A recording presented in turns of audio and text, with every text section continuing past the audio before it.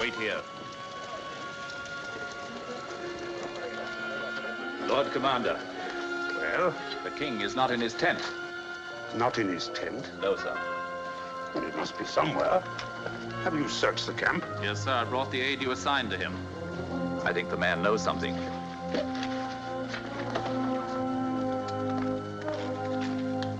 That is the man, sir. You were assigned to attend the king? Yes, sir. Where did he go? Sir, I cannot tell you. As your commander, I order you to tell me. The king pledged me to silence. Where is he? He went with a scouting party. Scouting party? What scouting party? Every night, so we send out small patrols to test the walls of the city. And tonight? Tonight, the waterway under the north wall. A patrol of 20 men under Captain Uriah. You let him go? I could not stop him, sir. We had finished the dispatches. The king stood in the mouth of the tent as the patrol went by. He looked after them, and suddenly he took up a sword and followed them. Take 100 of your best men and go after them. Sir. To arms, men! King. Iron 100! To arms! King of all Israel, out there in the darkness exposing himself to the enemy. Crawling on his belly like a common soldier.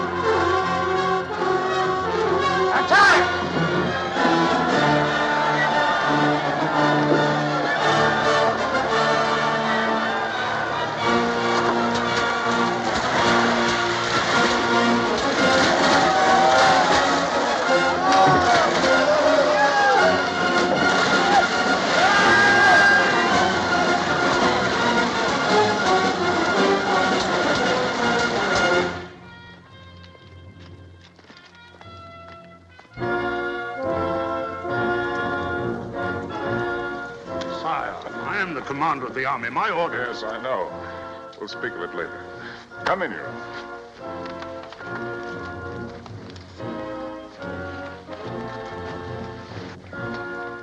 I apologize for delaying your supper. Sit down, Uriah. Pour us some wine. Sit down.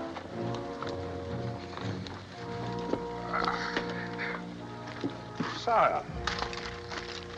You're wounded.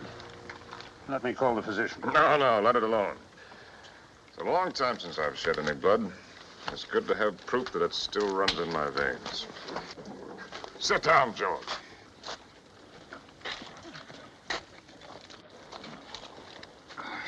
We must decide on our strategy, for Rabbah is well defended. Unfortunately, there are no Joshuas among us to command the walls to fall down. What would you do, Uriah? I can speak for the men, sir. Every man in the army would be glad to die for David. 1,000 dead, perhaps 2. 1,000 vineyards and flocks left untended. 1,000 women wailing on my doorstep. You have a wife, Uriah? Yes, sir. She will come to my door in tears. If I am unlucky. No, it is a certainty. In wartime, the best are always the first to die. Then her tears will be tears of pride. You are too young to know much of women and too brave, whereas I am a coward. A coward, sir? My men go into battle singing an old song. Saul has slain his thousands, and David his 10,000s. That was years ago, when I was captain of 100 like yourself. I was not the king. You will serve me better if you live, Uriah.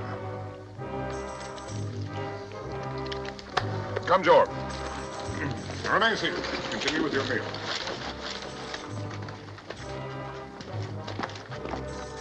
I will return to Jerusalem in the morning.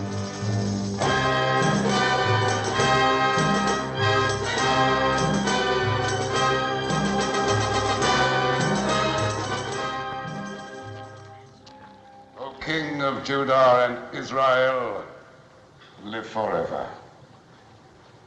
The Pharaoh of Egypt sends greetings to his beloved cousin. The Pharaoh bids me prostrate myself before the great king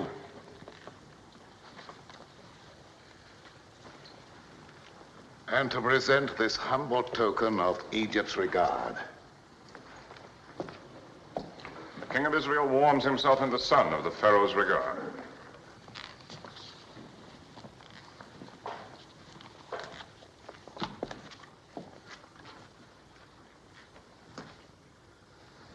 My beloved cousin, the Pharaoh, probably hopes that I'll cut my throat with this.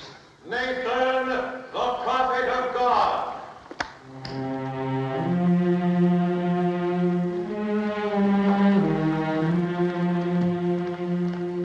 May God walk with David. It is his custom to walk with Nathan. God looks with favor on your plan to bring the Ark of the Covenant into Jerusalem. Excellent. But as to your intention of building a temple to receive the Ark, he has commanded me to say this to you. Thus speaks the Lord. Should my servant David build me a house to dwell in? For I have not dwelt in a house since the day I brought the Israelites up out of Egypt, even to this day, but ever lived in a tent. Have I ever, in all these years, demanded that a temple be built for me?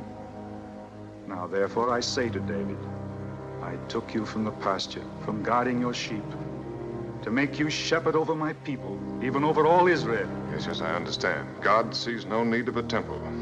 Is that it? That is his word. Very well, I leave such decisions to you.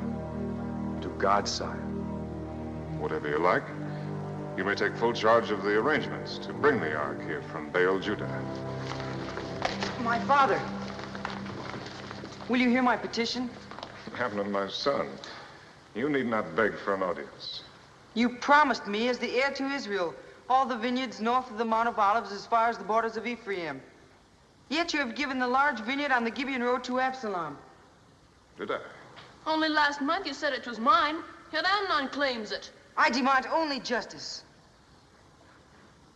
And what does Absalom demand? Justice, too. Then no matter how I decide, I am unjust. The vineyard belongs to Amnon. Thank you, my father.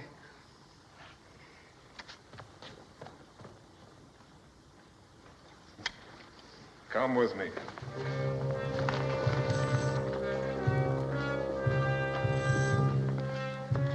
Let's try to understand my problem. Amnon is the heir. He's been anointed. If it became known that I favored you, it would weaken him in the eyes of the people. We both know that he needs all the strength that we can give him. We both know he is not fit to be heir. That I cannot help. You could anoint me in his place. Even if I wanted to, I am bound by the law. With our people, the law is everything. It is in their bones. It's only one vineyard, Absalom. I'll give you your choice of my own holdings. I want only what is mine.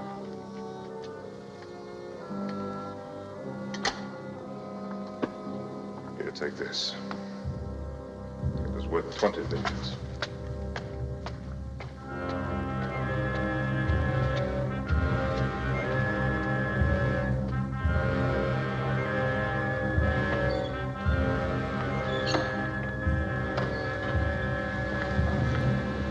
Michael,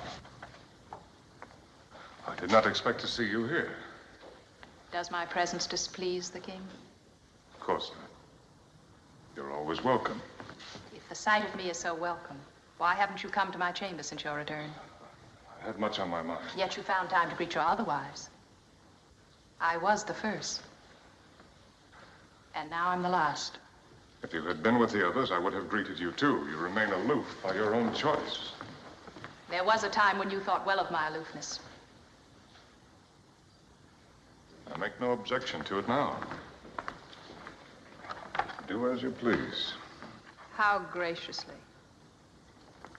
You give your royal approval. Your sarcasm is wasted. We both know that royalty is a fraud. It was no fraud when my father was king. I've never denied that Saul was every inch a king. And his successor, every inch a fraud. I will not argue with that either. Do you think that hanging his spear on your wall will make you royal? Michael, please. I have messages to read. Oh, I understand. I am dismissed. The shepherd's son is dismissing the daughter of Saul. I am to go and sit with the concubines. They are my wives. And you are my wife. Is that not enough?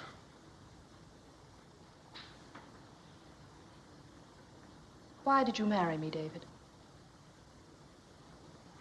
Why? Because I loved you. You lie. You have never loved anyone but yourself. David, meaning beloved. David, the beloved of David. Whatever you say. My love was wasted. You had no need of it.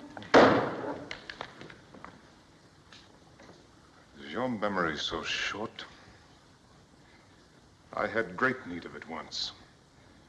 I begged you on my knees, but you deserted me. You refused to follow me into exile. You even dishonored your vows and let your father marry you to another. Against my will. You can say so. I cannot help thinking that real love would have fathered a stronger will. Then why did you take me back? You might have guessed.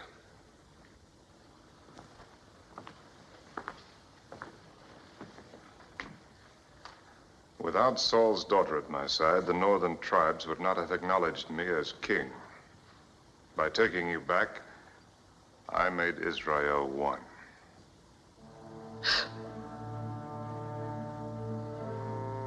Michael, we're past the days of our passion. Love or hatred or anguish, even cruelty. Why should we torture ourselves? We have to go on living, Michael.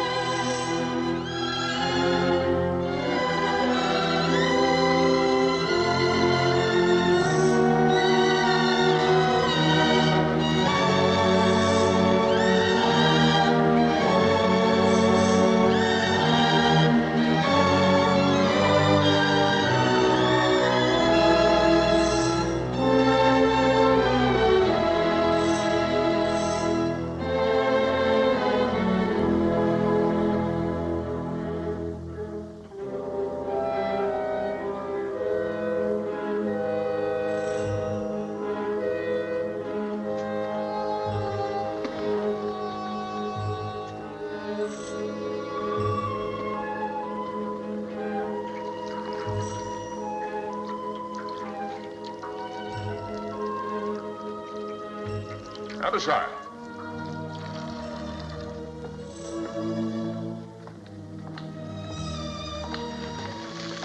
There's a house. Over there. Under that big terebinth tree. You know it? Yes, sir. The house of Uriah the Hittite. Uriah the Hittite. He's a captain with the army. Yes, I know him. Does he by any chance have a sister? No, sir. He has a wife. A Hebrew woman of Benjamin called Bathsheba. Bathsheba. And During my visit to the army, this Uriah's gallantry was called to my attention. It's been in my mind to reward him. Perhaps in his absence, his wife could accept the reward. I'll send for the woman in the morning, sir. No, send for her now. She shall dine with me tonight. Yes, sir. You're not eating. I dined earlier, sire. It is my custom when I am alone. As a soldier's wife, you have good reason to hate the king who keeps your husband from your side. The king does what he must. His needs are the kingdom's.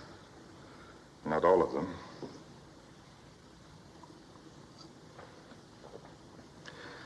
His wine is Phoenician. I find it mellower than ours. It has the blandness of the sea air. Have you ever visited the coast? No, sire. I lived for several years among the Philistines. A cold people like their sea. We Hebrews are of the desert. We breathe its wind and our blood runs hot with it. Our emotions are fierce like the desert wind. We worship our God fiercely. We love fiercely. We feel sorrow fiercely. Even the lesser sorrows like the absence of a loved one. Has Uriah been away for long?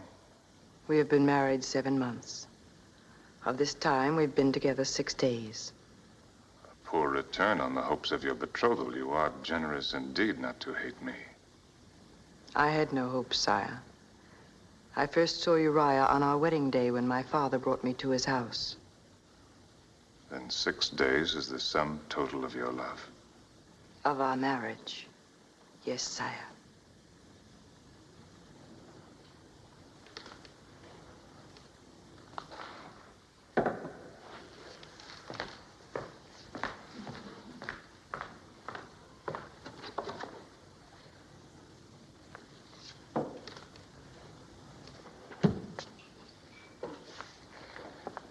One of the vanities of kings is that they think virtue can be rewarded with a bauble. Our God must laugh at the spectacle of unvirtuous kings, hanging bits of rock and metal on virtuous men.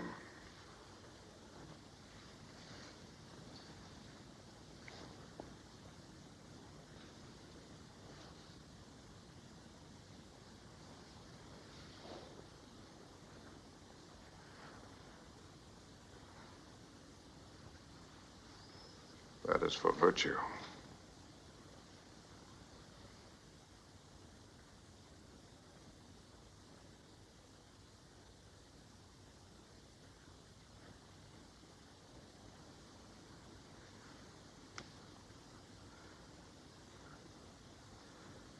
Now you understand why I sent for you. My understanding is not necessary, sire. Why not? You are the king. Is that all? Well, leave the king out of it. Think if any man would be content with such an answer. What other answer can I give, sire? You have sent for me and made known to me your will. What else is there for me to say? In Egypt, that would be enough. There, the Pharaoh has certain rights he can command, but even if I had the right, I've never used my power to take anything by force. All that I have ever had has been given to me. Freely, without restraint. Even Israel, I refused the throne until every elder of every tribe had come to me and begged me to take it. It's been a kind of pride. My pride, never to force myself on anyone. So I said nothing to you until you told me that there is no love in your marriage. Yes, you told me that. And so did Uriah. His dream of glory is his wife in tears. You'd better go.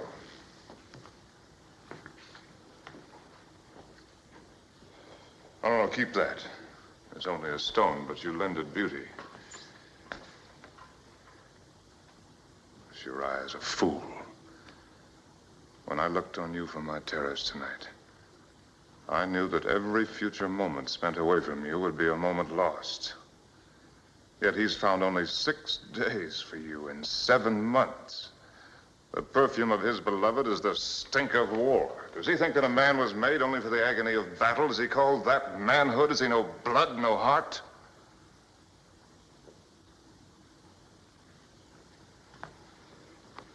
Now go.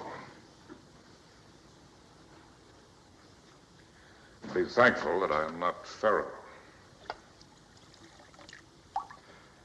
At least I can console myself with the thought that your modesty matches your beauty. Perhaps you would prefer truth to modesty, sire. Before you went away, I used to watch you every evening as you walked on your terrace. Always at the same hour. Always alone. Today I heard you had returned. Then you knew that That you would be on your terrace tonight. Yes. I had heard that never had the king found a woman to please him. I dared to hope that I might be that woman. Why are you telling me this now? Why not before? Because first, I had to know what was in your heart. If the law of Moses is to be broken, David, let us break it in full understanding of what we want from each other.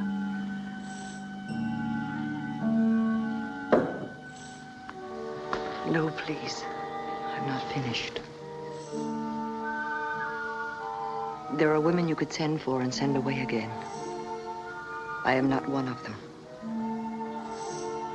What do you want? To please you. Have I not made it plain enough that you please me? I'll never send you away. If that is what you want, never as long as I live. No, David, that is not all I want. Think not of this one night, but of all the days and all the nights to come. Think if I can give you what you need for as long as you live, as your wife. But you're not free.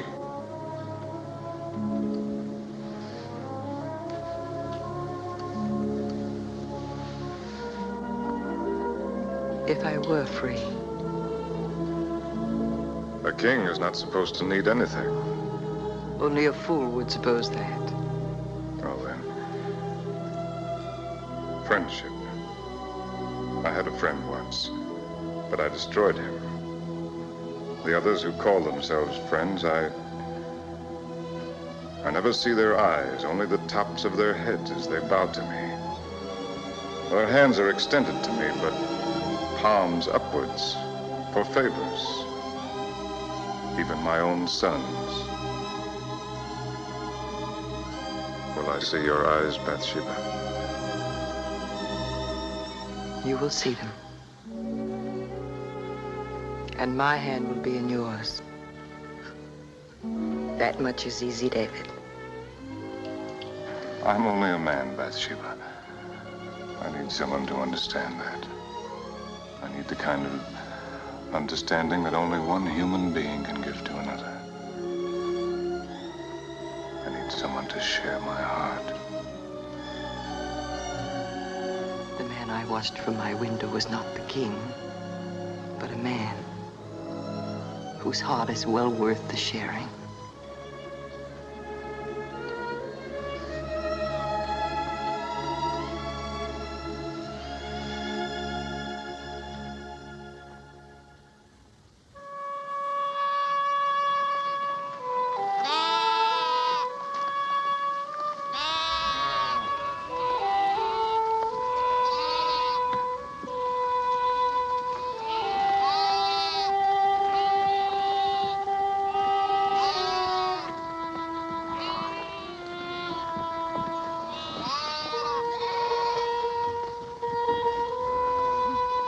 Oh, David!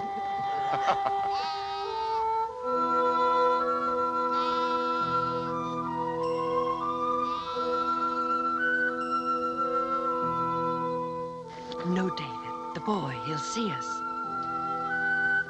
No matter. Shepherd boys learn early about life.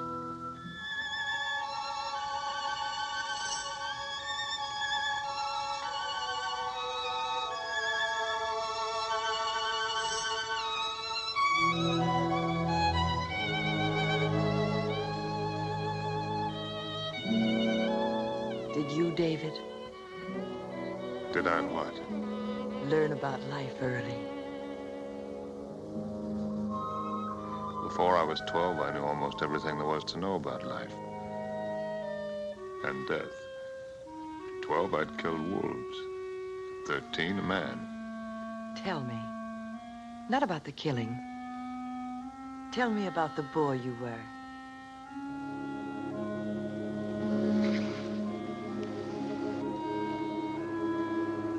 Couldn't be of any interest to you. A woman is interested in everything about her man. Particularly in what he was before she knew him. Well, there's not much to tell. I was a shepherd like thousands of others in Judah.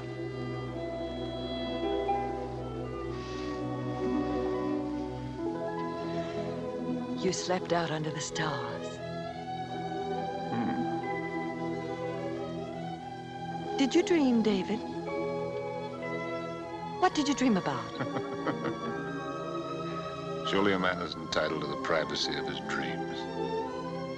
Then they were of women. Naturally. A whole procession of them. And every one of them ravishingly beautiful. I'm jealous of every one of them.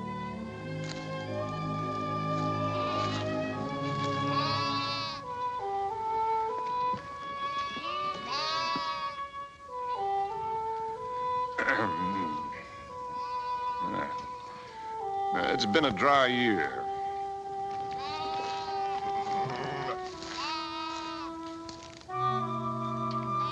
The shepherds had driven early to the wells. Once when I was a boy, we had a year when even the wells went dry. By midsummer, we were slaughtering sheep, saving only the ewe lambs. That was the year that I fought the wolves. Tell me.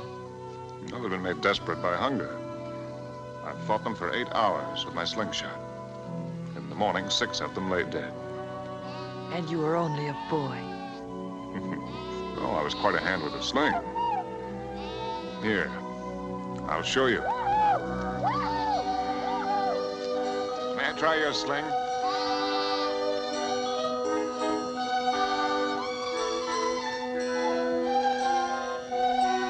Now, that tree. Watch.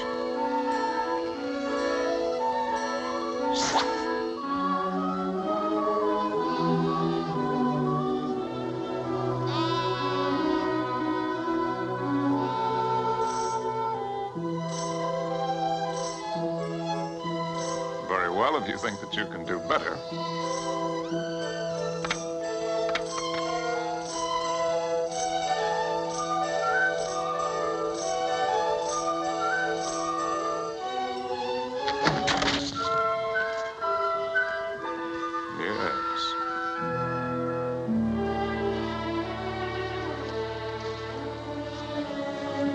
Well, I lack practice.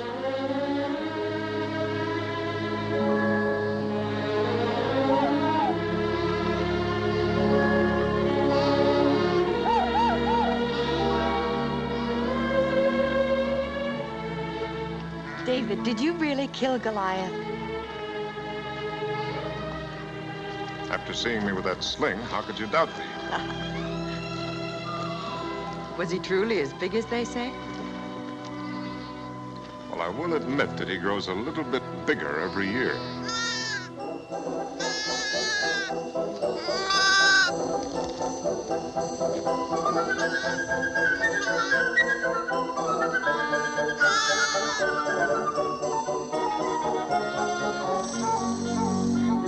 A new life.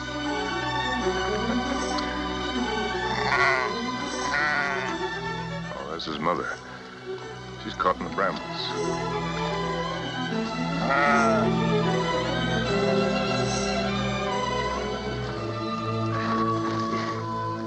I'll give you some help. Thank you, sir. Now, let's clear those hind feet. No, use both hands.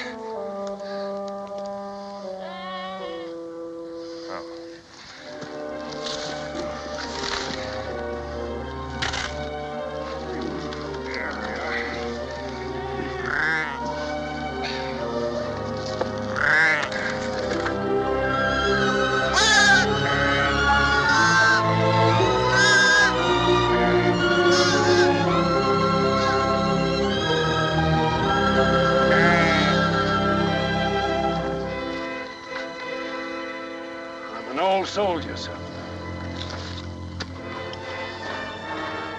I fought for the king. David? Not him, sir. For the king. King Saul. It was in his last battle. There, at the Mount of Gilboa. It's peaceful now. Good grazing for the flocks, though we lack rain this year. But that day it rained blood. Yes. I saw the king die. Saw him fall on his sword when he knew the battle was lost. Tell me, did you also see the king's son die? Jonathan. Yes, sir, I did. You see that rock that juts out from the face of the mountain? The big one, with a sun on it. Prince Jonathan stood there with a loyal friend on each side of him. He fought there the livelong day. His friends went down, but still he fought against tens, then against hundreds. They overwhelmed him. Those Philistines and their brass and heathenish helmets. It was a black day for Israel. The king gone, Jonathan gone. None worthy to take their place. Yet Israel found a king in David. Saul was king. Jonathan should be king today.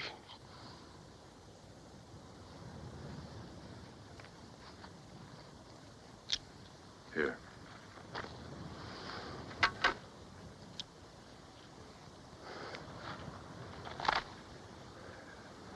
Thank you, sir.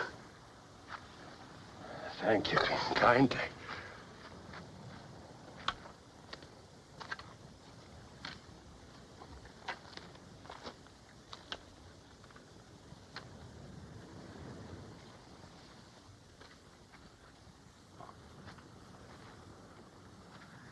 David. Come. It's getting late.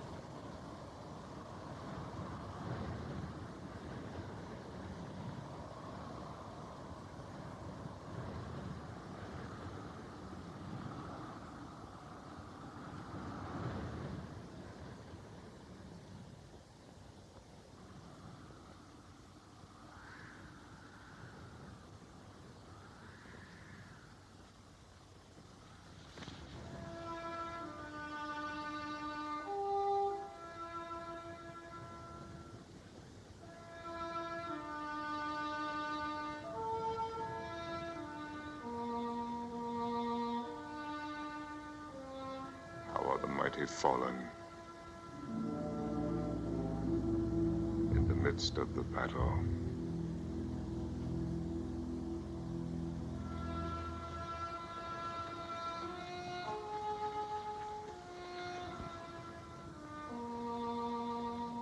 Oh, Jonathan. Thou wast slain in thine high places.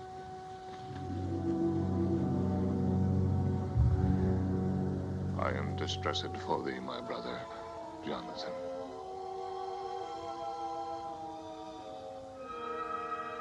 Very pleasant hast thou been unto me. Thy love to me was wonderful, passing the love of women. How are the mighty fallen, and the weapons of war perished.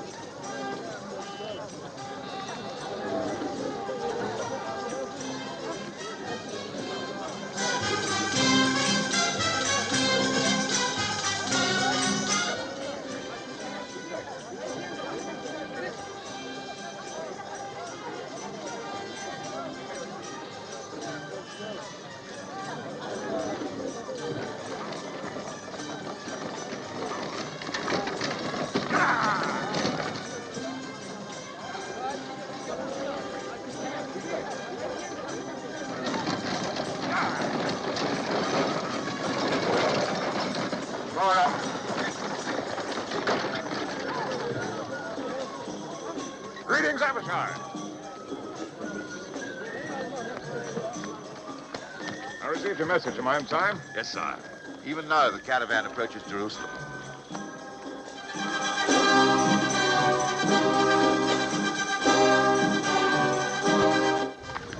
Look, Bathsheba. The Ark of the Covenant. The shrine that has traveled with our people through all their wanderings. I'm bringing it here to its proper home. Get in, Abishai. I'll go down to meet Nathan. You'll take Bathsheba to her house. I beg you!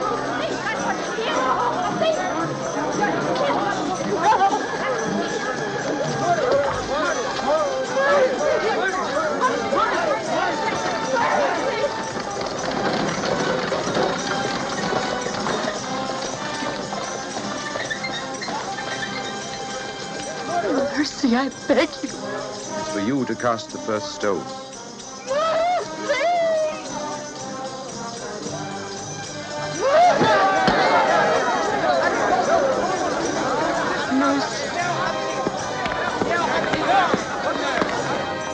Adulteress, sire. She betrayed her husband in the arms of another. She was judged and condemned under the law. Go. Take her home.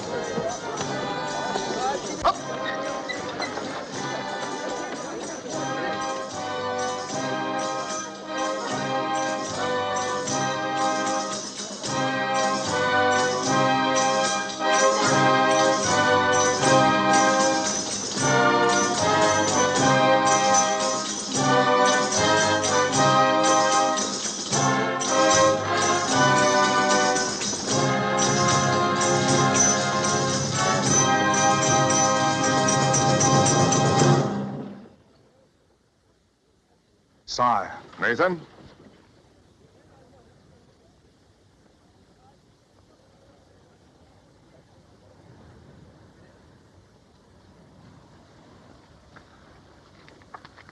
God's design is a strange one, Nathan.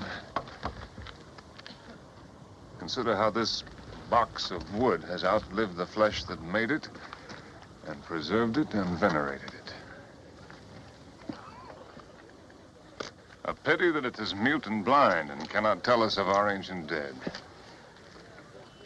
Of Moses on the mountaintop, of Miriam and Aaron, of Joshua at the walls of Jericho. No, sir! Do not tempt the thunderbolts of the Lord. His dwelling is not to be profaned by unconsecrated hands. To touch it is to die.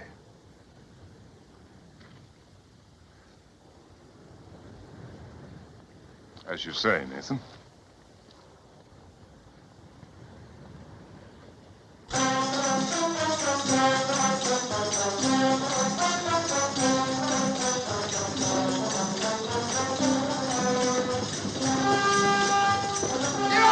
The Ark of the Covenant is fallen!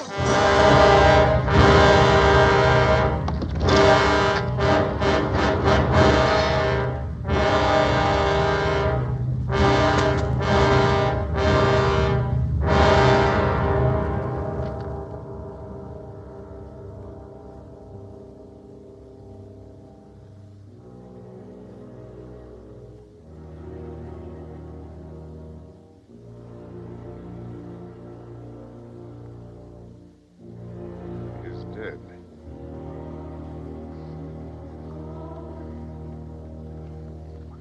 Let all take heed and bear witness to what they've seen, that the people may know the will of God. The time is not right for the entrance into the city. Unhitch the oxen. Let a tabernacle be erected on this spot. Let the ark remain here outside the walls until God has signified the appeasement of his wrath.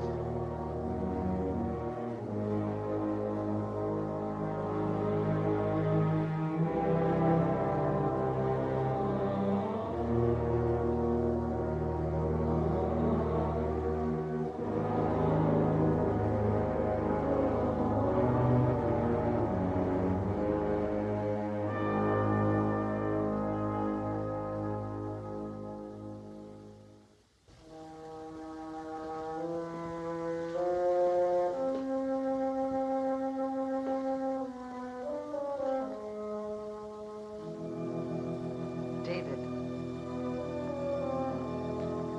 Bathsheba. You shouldn't have come here. I had no choice. My news would not wait. David, I bring you trouble. Our secret is no longer a secret. Who has learned it? No one yet. But soon all will know who have eyes to see. I'm sure now of what I have feared this past week. I am with child. Beloved.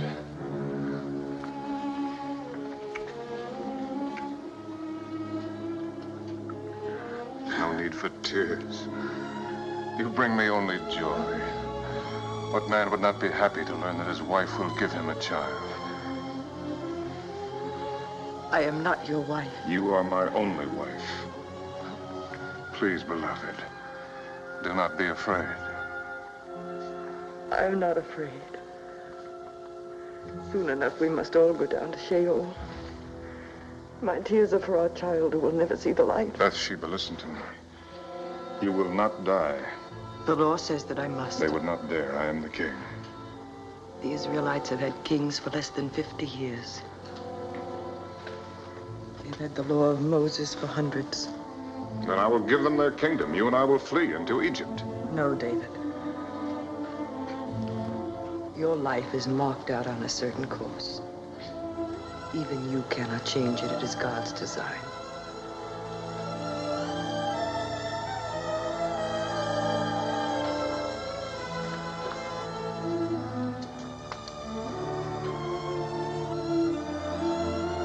There is another answer.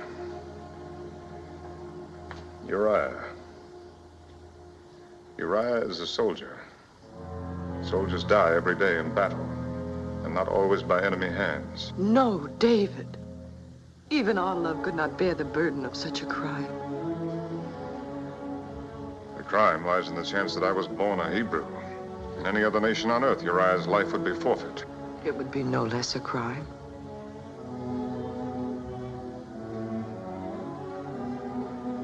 If I sent for him, told him everything. We both know what he would say. Yes, honor is everything, charity nothing. For the sake of honor, blood must flow, lives must be ruined, humanity denied.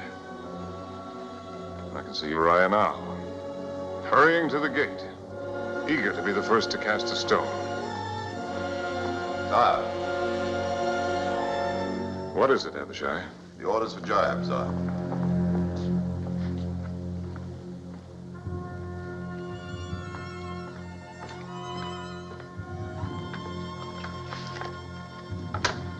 Yes.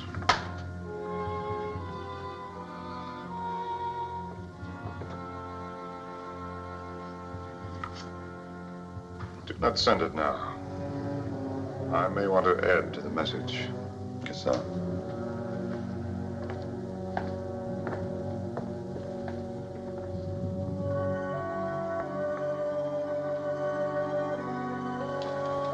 There's another way. Perhaps it will solve nothing. But at least it will gain us time. If Uriah can be made to believe that the child is his, But he has been away almost a year. I will send for him to report on the campaign. He'll be here in Jerusalem one night, perhaps two. You called me your wife. The law calls you his. That is not worthy of you, David. It tears my heart to suggest such a thing. But it is your life, beloved. Your life. It is shameful what you ask. There is no shame too great. No act so vile that I would not commit it. It would save my love.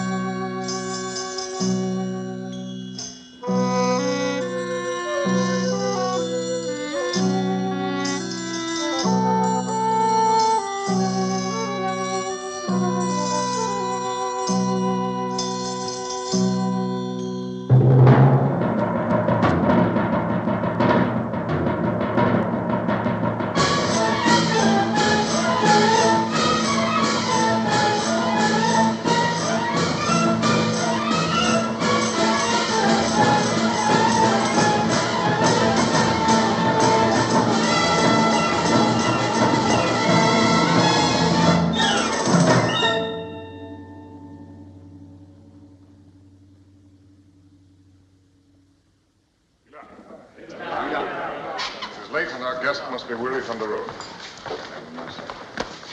Come here. Absalom, my son, it is many days since we've seen you at the palace. I've been in Judah, sire, tending to my vines. And do you expect a good yield from your vines? I have no reason to be dissatisfied, sire. In such a bad year. You're to be congratulated. I should like a word with you in private, Uriah. I'm at my king's service. will not keep you long. You must be eager to go home. To your wife. You say the attack is planned for the day after tomorrow. Yes, sir. Job is confident that it will meet with success. He promises you rubber within a week, sir. With your permission, sir, I plan to return to camp early tomorrow so that I may lead my 100 into the battle. As you wish. Abishai will have dispatches for you to carry. But if you desire to remain in Jerusalem longer... My only desire is to serve my king. I might believe that. But you have a wife. My wife is nothing, sir, beside my duty. Sit down, Uriah. They say she's very beautiful. As women go.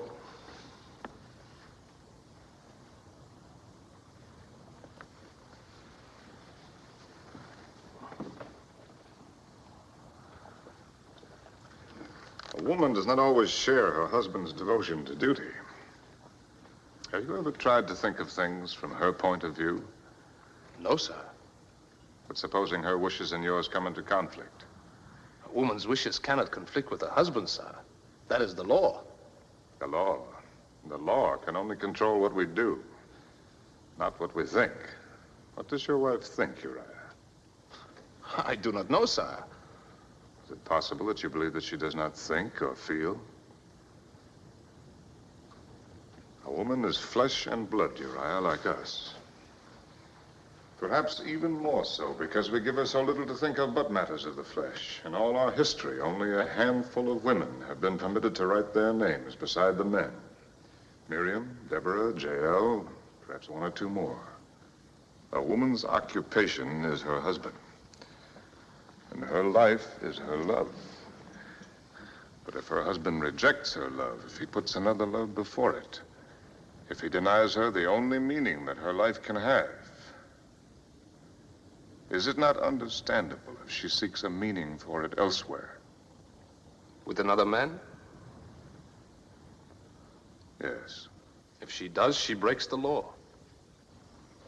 But if her husband feels pity for her, under the law, he is the one who must condemn her. Then it is doubly his duty to be sure that the law is obeyed.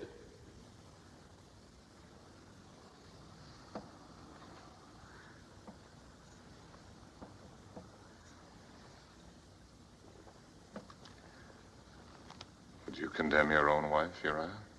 Bathsheba? But that is not possible. But if it were possible? I would not hesitate to do my duty, sir. You would force her to suffer the most horrible of deaths. Let the mob drive her like a dog through the streets to the city gates. Watch the cruel stones strike her flesh. Yes, sir. If she had broken the law.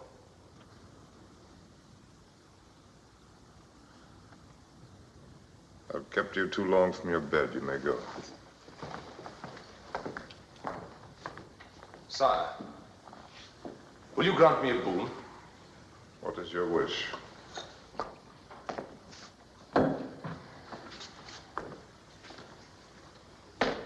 When Abishai prepares the dispatches, let him say this to Joab in your name. Set Uriah in the forefront of the hottest battle, that he may serve as king to the utmost of his ability. I will consider it, Uriah. My thanks, sir.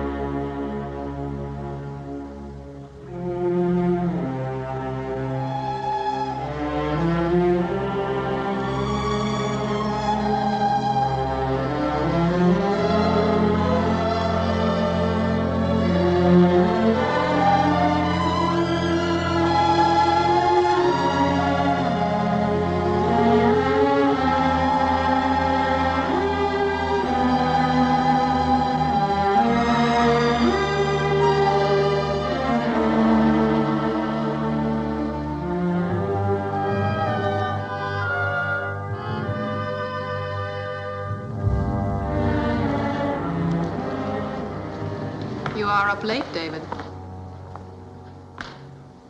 So are you. I thought I might be of comfort to my husband. It's a terrible thing to know that your beloved is in the arms of another. Do not trouble to lie. You see, I know your secret. Yours and the Lady Bathsheba's. You know nothing. The lady has servants. Servants tell things to other servants, and they in turn tell them to their mistresses. So the daughter of Saul concocts a fantasy from servants' gossip. Bathsheba's condition is no fantasy. And the child she carries is yours. Oh, my husband, I guessed at once why you had sent for Uriah. Only David would have thought of it. A clever trick, worthy of the son of goatherds. Get out. You cannot save Bathsheba now. Your scheme has failed. Uriah has not been to his house all night.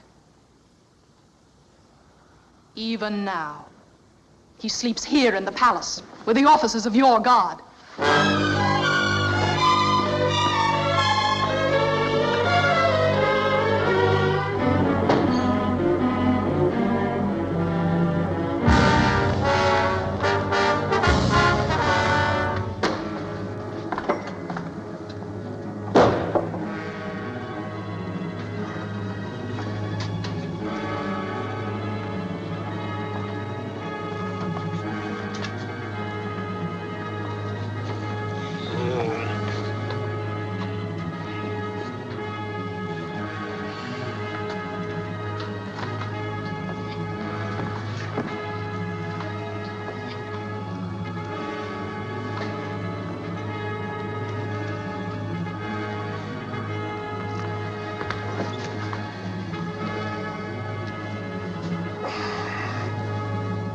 Sire, forgive me.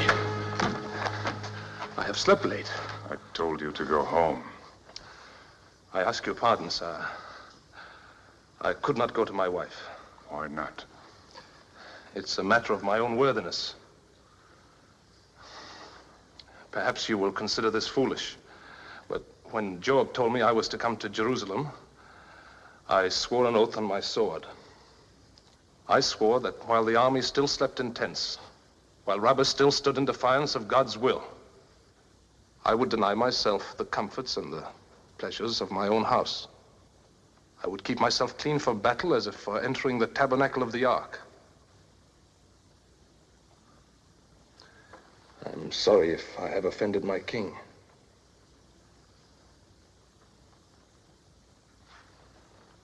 If the dispatches are ready, I will go. You fool. You stupid lion.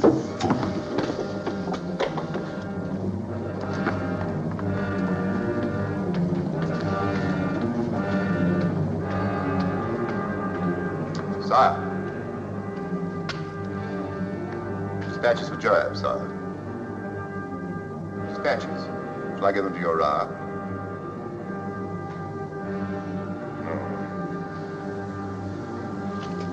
No.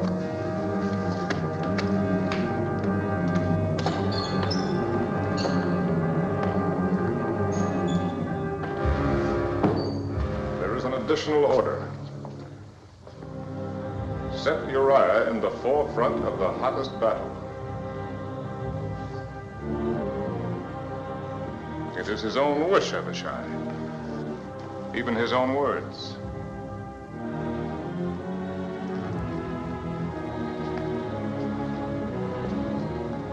Is that all? No. I will not add hypocrisy to my other sins. Even if Joab should understand what I intend, I cannot ask him to share the burden of my guilt. Here is the order. Set Uriah in the forefront of the hottest battle and retire from him that he may be smitten and die. Yes. When it is finished, seal it and give it to Uriah. Yes, sir.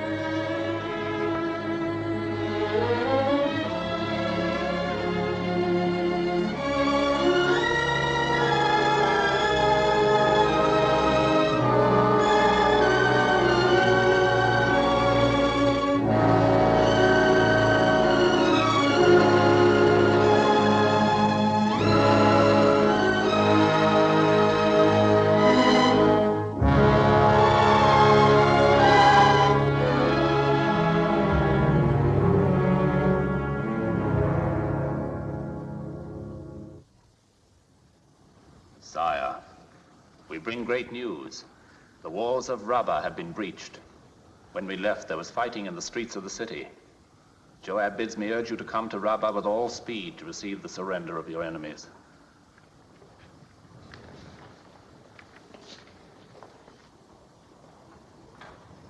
And our dead? Our losses have been heavy, sire.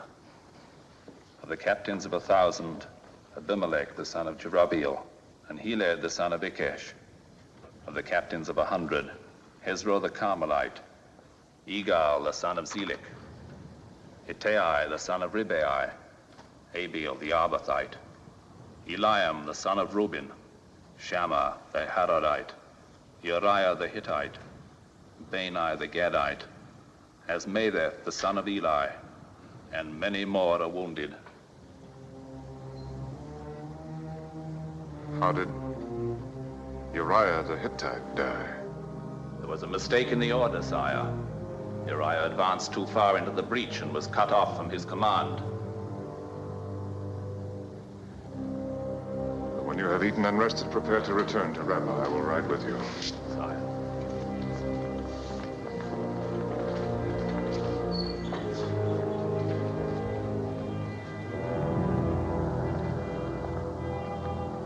Sire, the Lady Bathsheba's servant is waiting for your answer. Go to Bathsheba. Tell her that Uriah is dead. Tell her to prepare for our marriage at the end of her month of mourning. Will you not go to her yourself? No.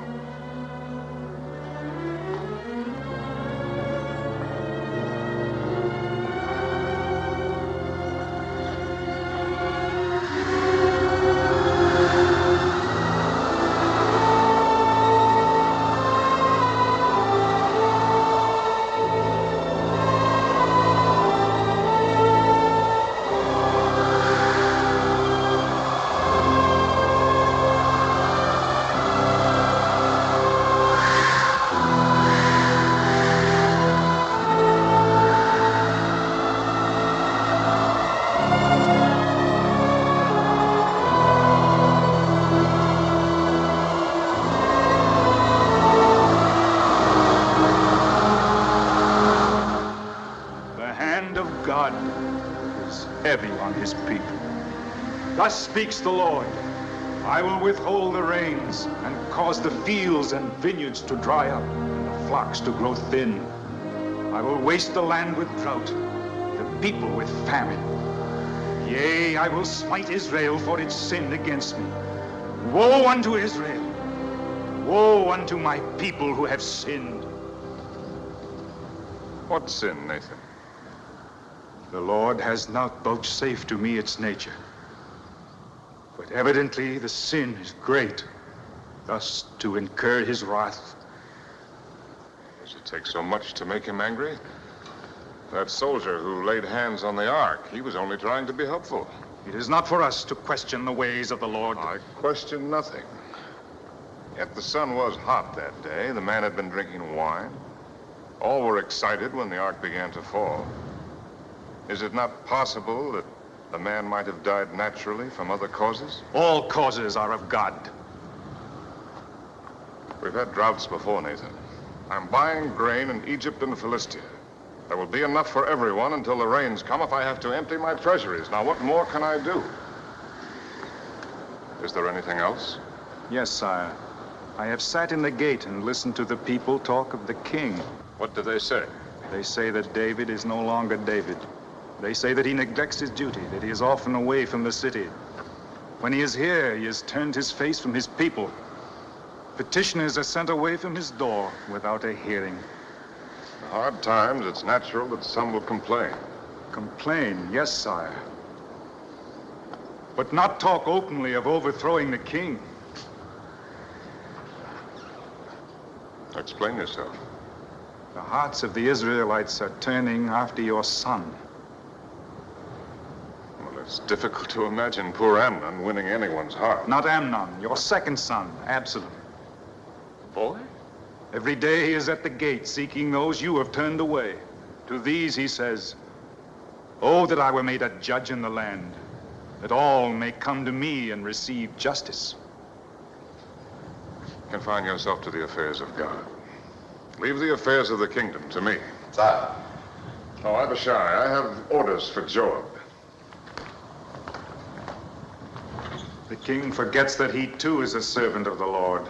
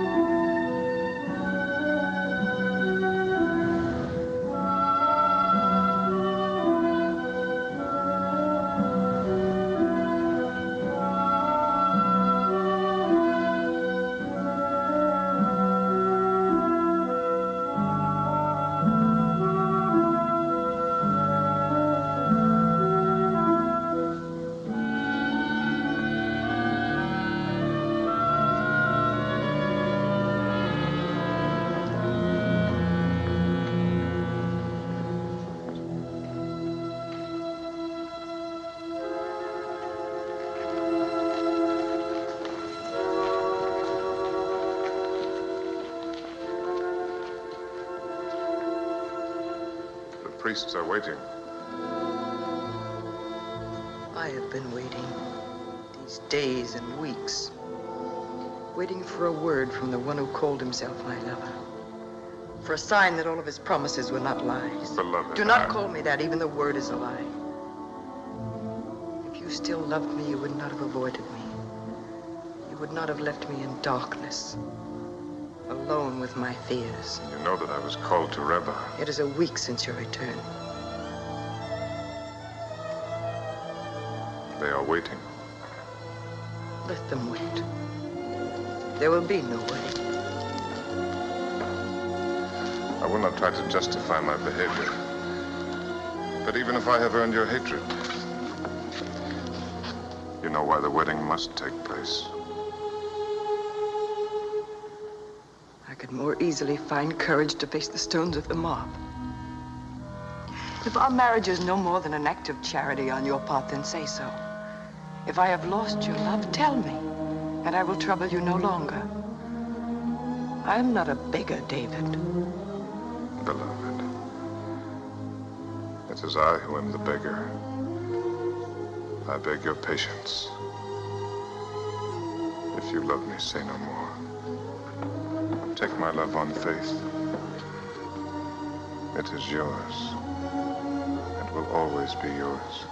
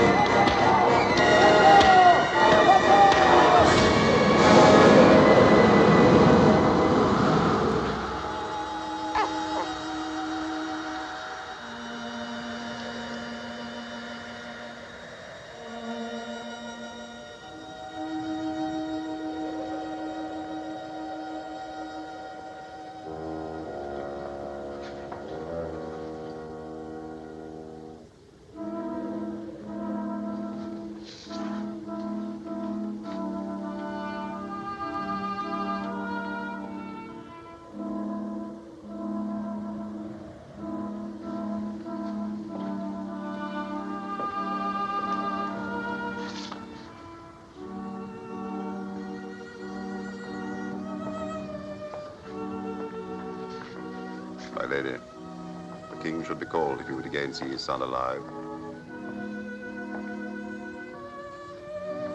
Call him.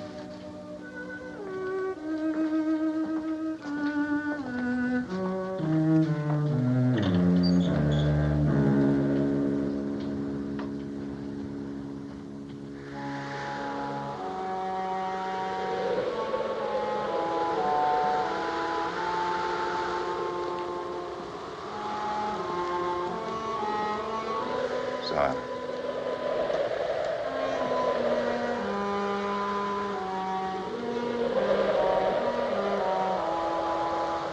Lady Bathsheba asks your presence. The child is better. No, sire.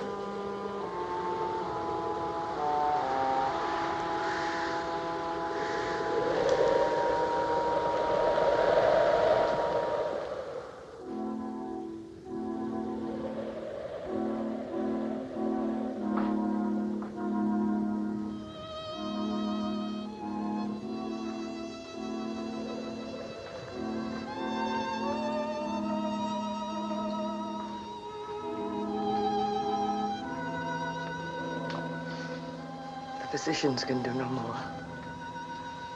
They say he will die. I know.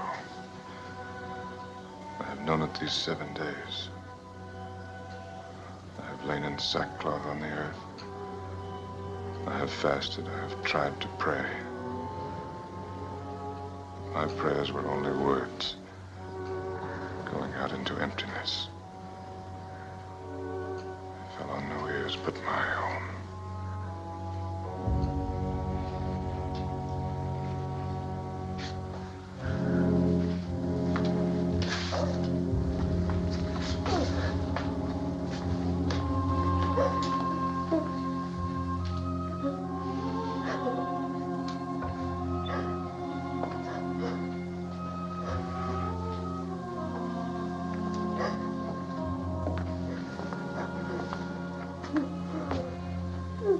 Sire, you tell me to inform you.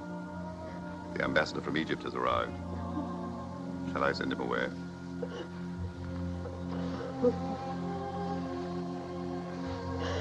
Now I will go down.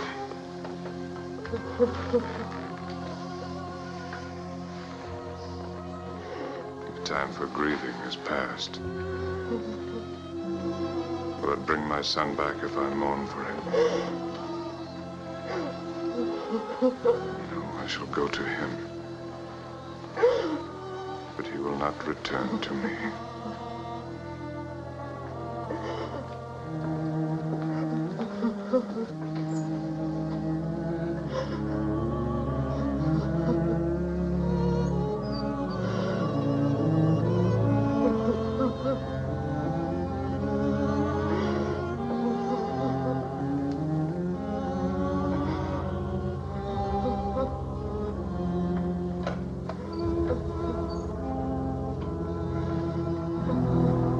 The heart of the Pharaoh bleeds for his cousin and for the people of Israel.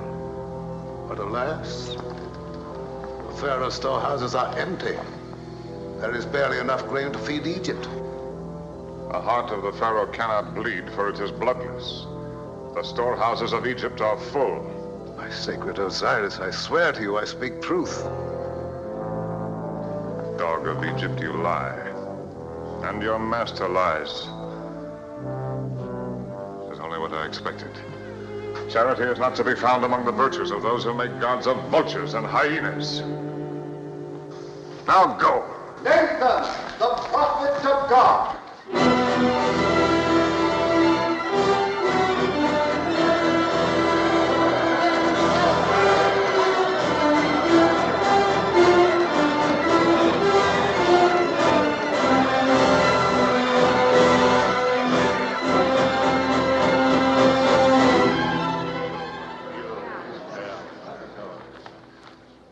I come on a matter of justice, sire. Hear and render judgment.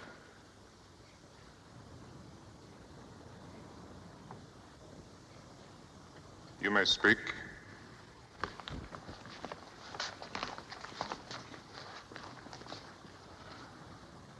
There were two men, one rich and one poor. The rich man owned great flocks and herds, but the poor man had naught but one ewe lamb.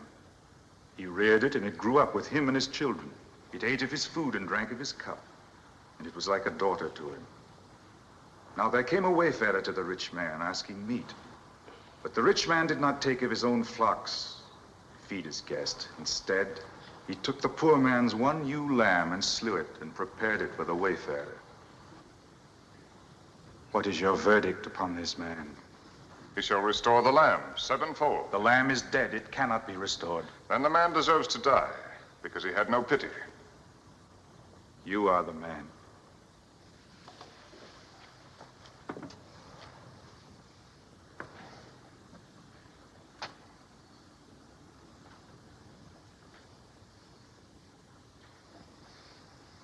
You have made me pronounce sentence upon myself.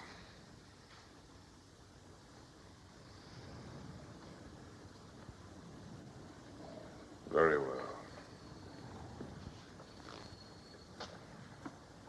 It is done. And there is no appeal. It is the will of God, and I accept it. Gladly. It is not his will that you should die, David. Worthy or unworthy, you are his anointed. Through Samuel, he chose you to lead his people. Your labors in his behalf are still unfinished. But you cannot escape the punishment of the Lord. I have not escaped it. My son is dead. His justice is still unsatisfied.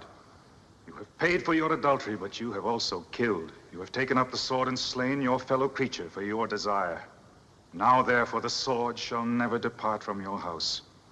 You shall know the hatred and ingratitude of your own flesh. Brother shall turn against brother, and son against father. The history of David's house shall be a history written in blood. You tell me nothing new. I am content. Even so, the tally of the Lord is not paid. The woman has been denounced. She also must expiate her sin. She has lost her child. Is that not enough? Bathsheba has sinned, and she must render payment according to the law of Moses. Uriah's death was my act, and mine alone. She was a faithless wife. Faithless only because I made her so. Could she deny the king when I called her? Could she refuse to obey my commands?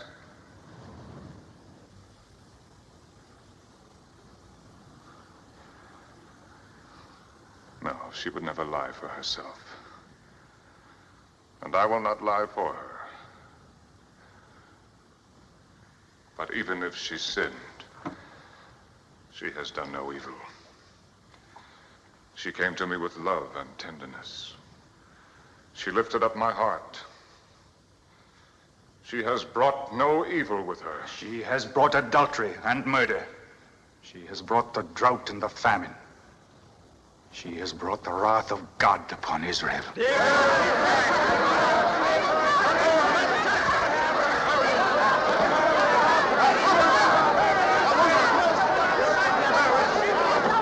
know the law, and so does David. Yes, I know the law. Where are the accusers? Under the law, they must cast the first stone. Where are those who will say that I knew Bathsheba before our marriage?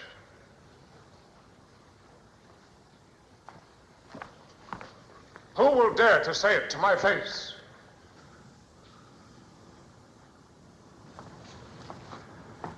So there are no accusers. You have none.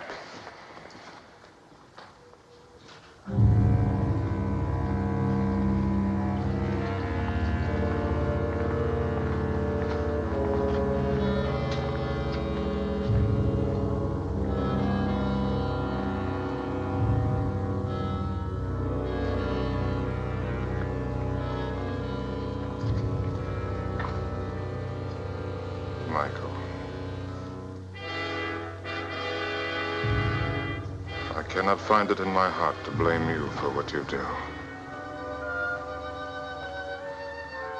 But you, Absalom,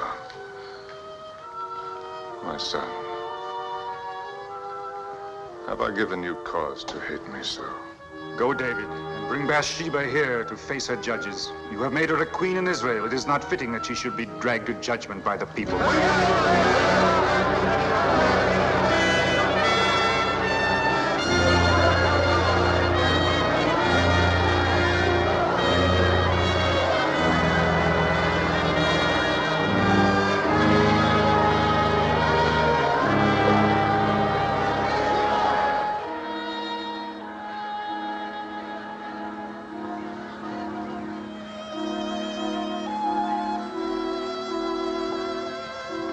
Lady.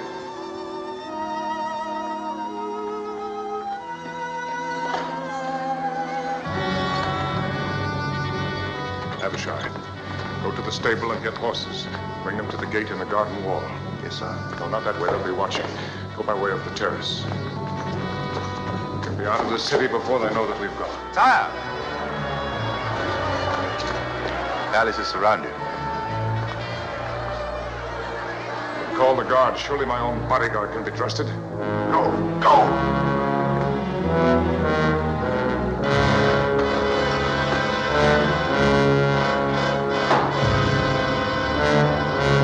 No, David.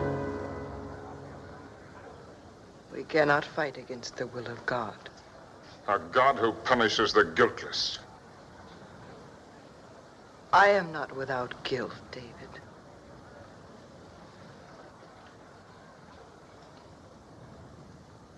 Now I know how Uriah died.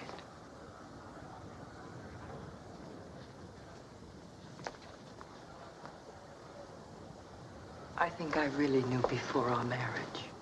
Knew and put it from my mind. I lacked the courage to face the truth. My guilt is as great as yours. Greater. Because I let you bear the burden of it alone. I killed him. I wished him dead. God sees into our hearts, David.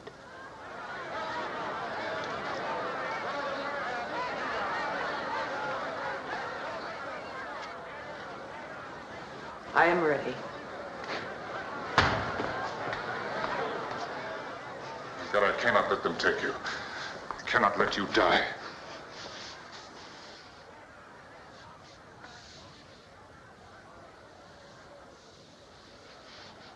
David. Yes, love.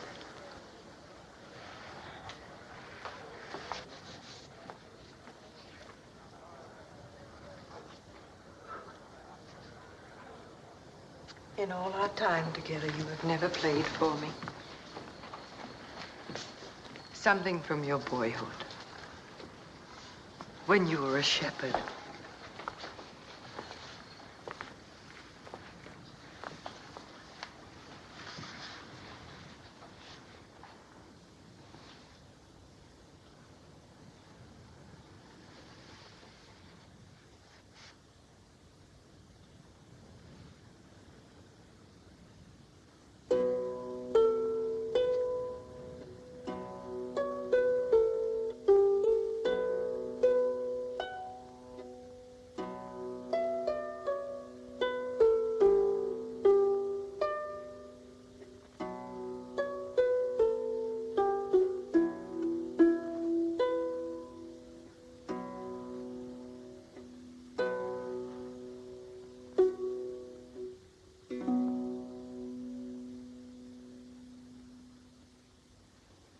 The Lord is my shepherd. I shall not want. He maketh me to lie down in green pastures. He leadeth me beside the still waters. He restoreth my soul. He leadeth me in the paths of righteousness for his name's sake. Yea. Though I walk through the valley of the shadow of death, I will fear no evil, for thou art with me. Thy rod and thy staff, they comfort me.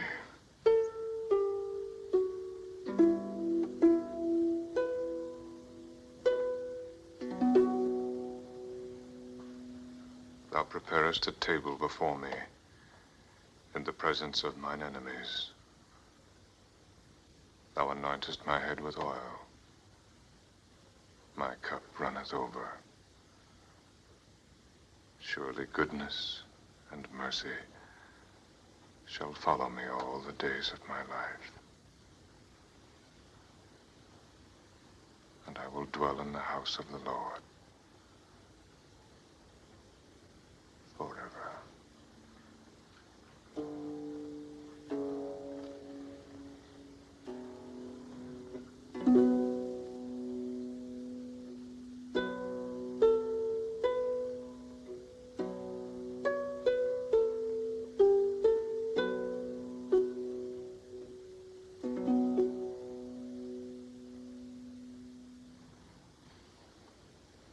Goodness and mercy.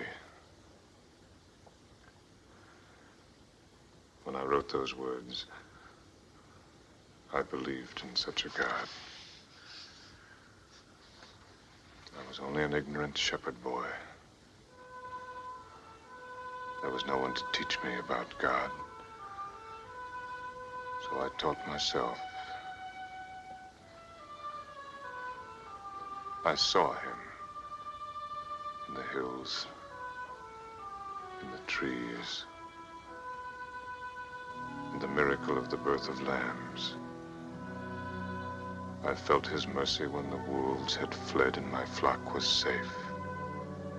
When spring broke the grip of snow and ice.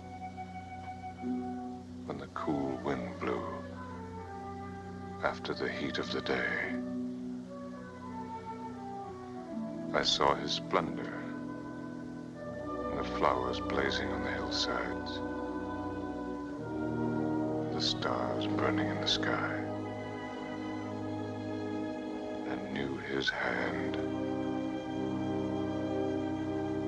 in everything.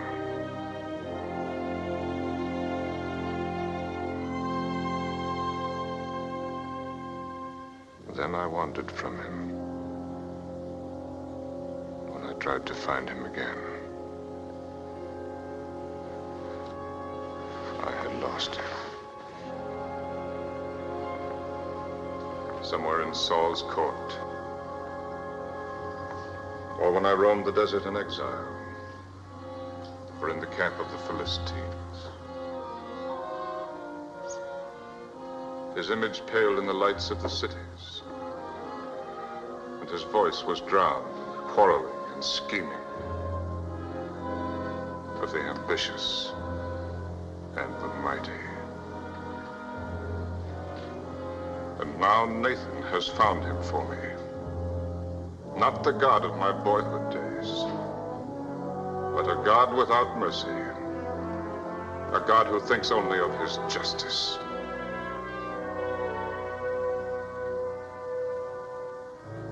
So you must die, as the soldier died when he tried to save the ark from falling. He put his hands on the ark like this.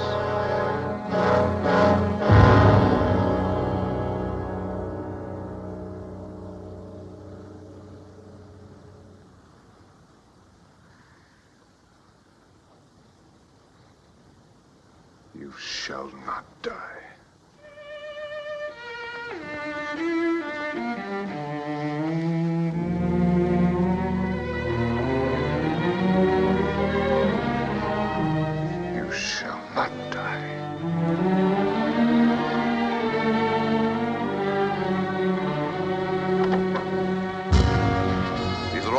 Sir. It will be enough. Take your stand at this door. If anyone tries to enter, cut him down.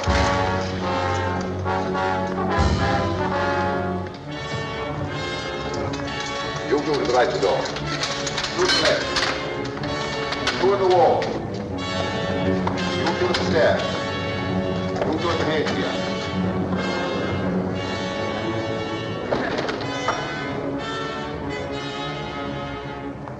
Where's the woman? She is not coming.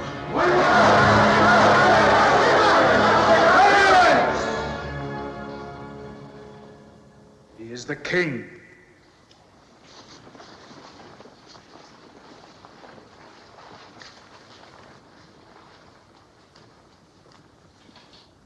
You have heard the word of God. I have heard the word of Nathan. You have told me that God demands justice. That I will believe. But I will not believe that he would condemn a helpless woman for another's crime. Where are you going? To the tabernacle. If God is what you say he is, if this is truly his justice, then let him speak for himself. Will you go to him in anger? He has shown me nothing but anger. He has turned his face from me. It was David who first turned his face from God. Once there was a David who knew how to pray, who sought nothing for himself at the hands of God, who found his strength in faith alone. If that David still lives, his God will not deny him mercy.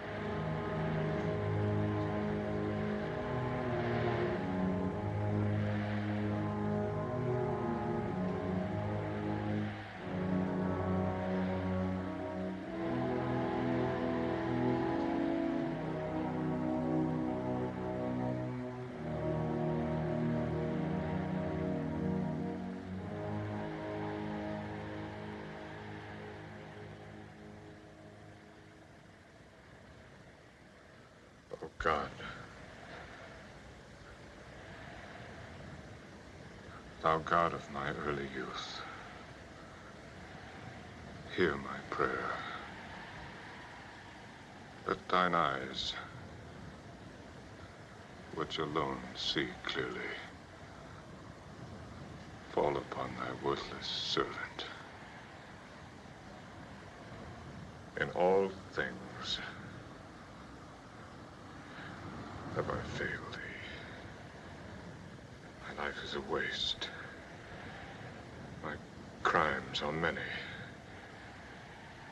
and terrible. To my sons I have bequeathed the evil that is in my blood.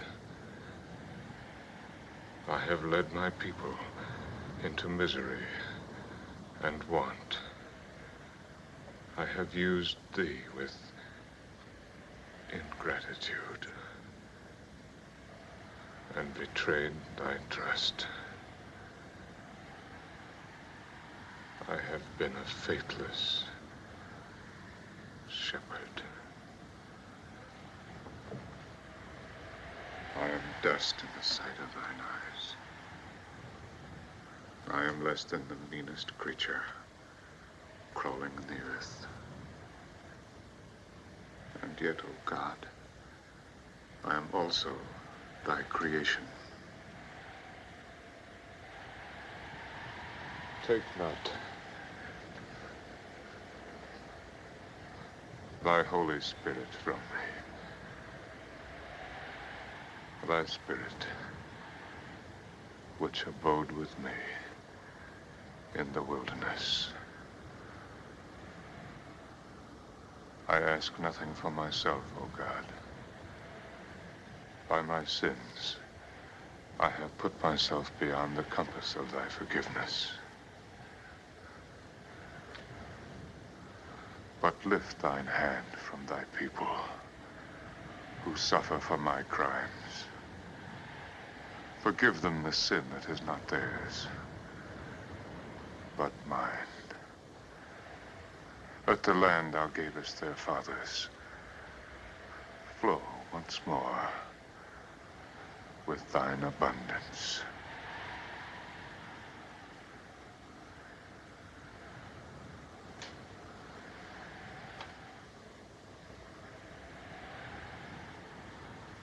And let Bathsheba live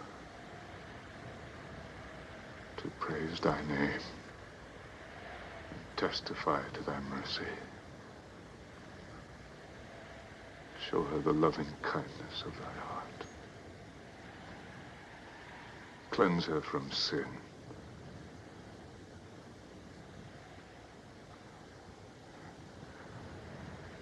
And let thy punishment fall on thy servant who has earned it. Look not on the sinner who comes before thee, but on the boy he was, who loved thee, and who would have died for thee. Make my heart as his. Let the boy live again in his innocence. Grant him thy mercy,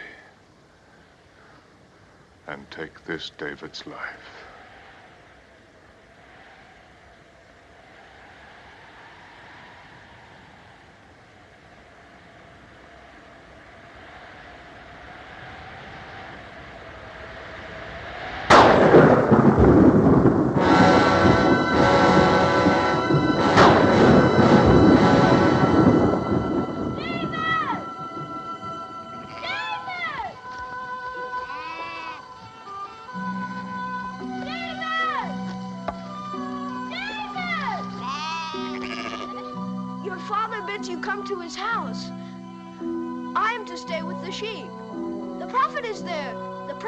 Samuel himself. It is said that he comes to choose a king over Israel.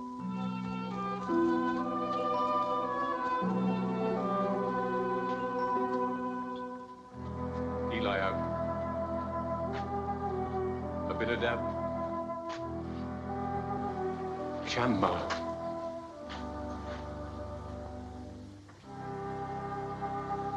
The Lord has not chosen one of these. Any father would be proud of such sons. You do well to feel pride, Jesse. But the Lord does not see as man sees. For man looks on the outward appearance, but the Lord looks on the heart. Who is this? My youngest son, David, who tends the sheep. But he's only a boy. A dreamer, a singer of songs. Come hither, David.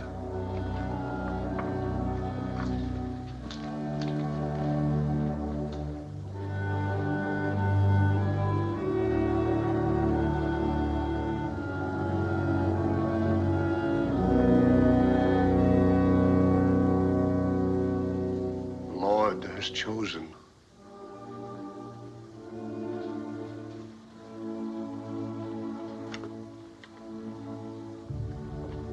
Honor him, David. Walk in his light, and you shall serve him as few are permitted to serve.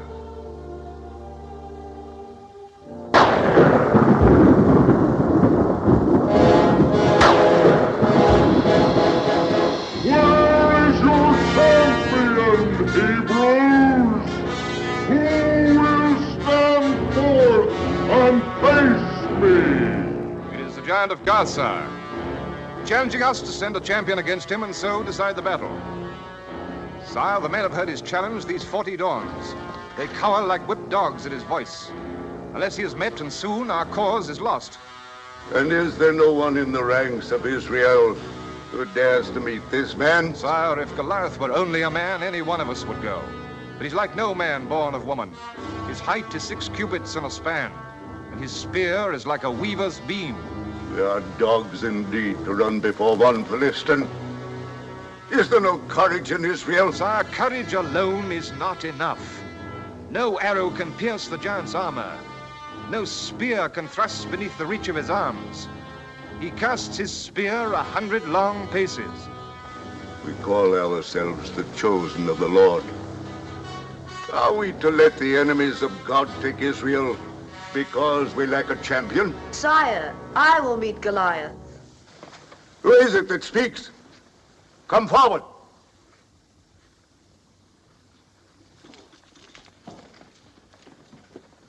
David, my armor bearer. I will meet him, sire. Sire, Samuel calls this boy the Lord's anointed. If you let him go down to face the giant, Samuel's prophecy can be proved. Or disproved. David, you may meet Goliath. No, David. Father, he is my friend. Silence, Jonathan. Go, David.